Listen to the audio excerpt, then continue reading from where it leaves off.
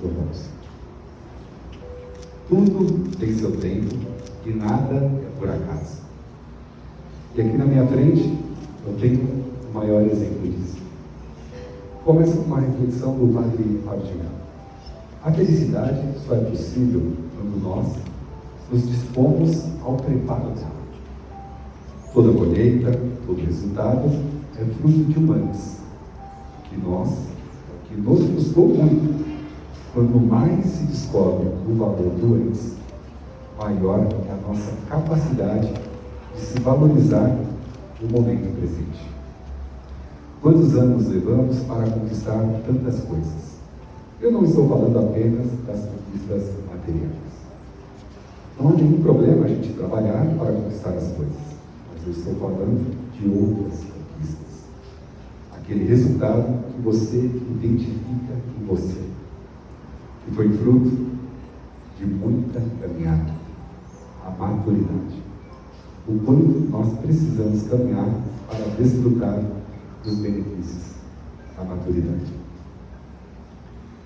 Há muitos anos atrás, entre 2010 e 2011, a Paula foi ser modelo fotográfico de cabelo com seu amigo.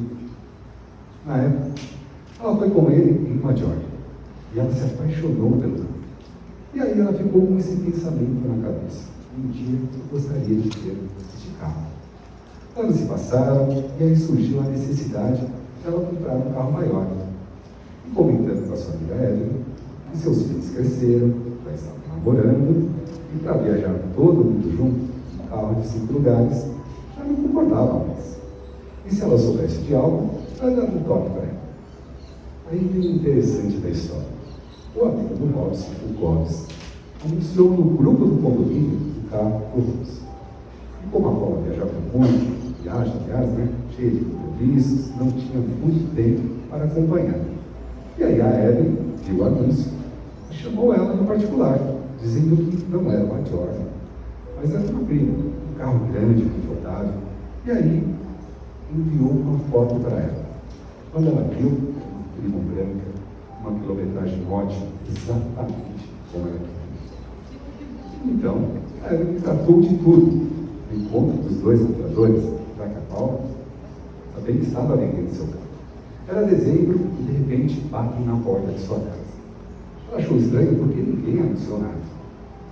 Então ela foi abrir a porta. Quando abriu, já fechou rapidamente, pois havia 2 homens e um rapaz em sua porta e ela nem sabia do que se tratava. Foi quando se identificaram. Olha, estamos aqui pela Evelyn, ela marcou por causa do anúncio do carro. Aí ela, sim, eu havia esquecido. Então ela saiu. Quando ela saiu para atendê-los, aí foi teste para cardíaco. Porque ele paralisou. Viu aquela mulher linda, bem arrumada, toda formosa. Ele já estava praticamente há 2 anos sozinho, e a frase dele foi: me deu até um estalo. Bom, foram fazer o teste drive no carro, bloqueei, então fecharam o negócio. O mês era dezembro, e ela havia marcado então uma viagem de fim de ano e deixaram pendente a documentação. Como era fim de ano, né, ela foi viajar e quando voltou, eles começaram a conversar pelo WhatsApp para finalizar o processo de documentação. Se encontraram todos, Robson, seu filho André, Paula, sua filha Letícia, acertaram todos os processos e foram embora. Aí no caminho, o André fala para o pai: nossa, pai, bonitona essa mulher, hein? Ele meio sem jeito disse: sim, opa, verdade, legal. Bom, e aí ele começou a puxar papo com ela. A princípio, ela havia achado ele muito bonito, mas nem passava pela cabeça dela que poderia rolar algo, né? Mesmo porque era o cara do condomínio e ela nem queria pensar nisso.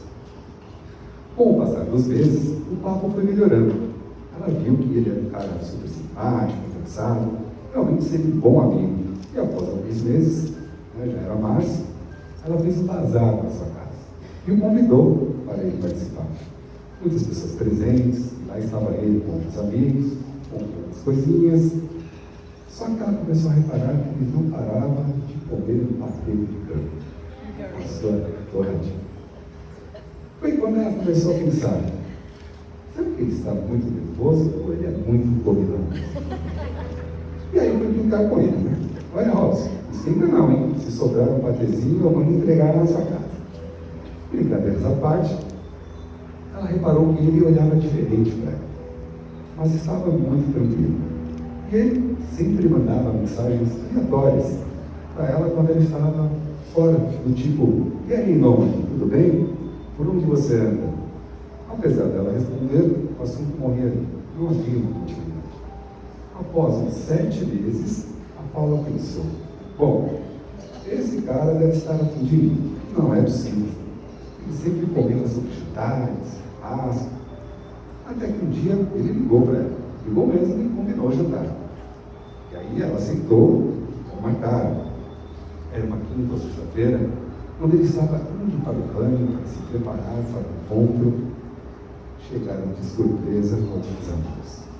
E no dia anterior, eles haviam feito uma pequena confraternização na casa do Robson.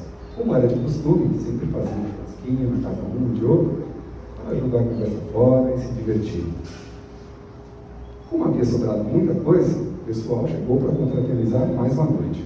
E aí ele pensou, e agora? O que eu vou fazer? Então ele ligou para ela, todo sem graça, e disse, olha, o pessoal chegou aqui em casa e eu não vou poder ir ao encontro. Podemos marcar outro dia? Ah, aí ela deu a onça na rua, ficou uma festa. Mandou uma mensagem bem clara para ele na lata. Escuta aqui, não vai ter encontro hoje, nem amanhã, nem aqui e nem nunca mais. Aí ficou mal. Porém, como bom brasileiro, não desiste nunca. Continuou enviando mensagens para ela, mas sem sucesso. E a sua amiga Evelyn sempre falava, mas não é assim, escuta ele, dá uma chance, né? Veja o que ele tem para dizer. Até que um dia ela ouviu. Ele, muito gentil, queria marcar um encontro, pelo menos um café, para poder se desculpar pessoalmente pelo acontecido. Então ela aceitou. Foram para um bar em Mogi, tá? Era dia 3 de setembro de 2020. Conversaram bastante. Ela citou as desculpas, os motivos, e aí o clima melhorou muito. Quando eles estavam perto de Aruan, ele parou o carro para conversarem mais um pouco, e aí pintou aquele clima lá. Os dois bem tímidos, mas com os corações acelerados, a respiração um pouquinho ofegante, e aí foram se aproximando, e aí aconteceu o tão esperado primeiro beijo entre eles. Beijo esse foi tão bom que começaram a sair com mais frequência.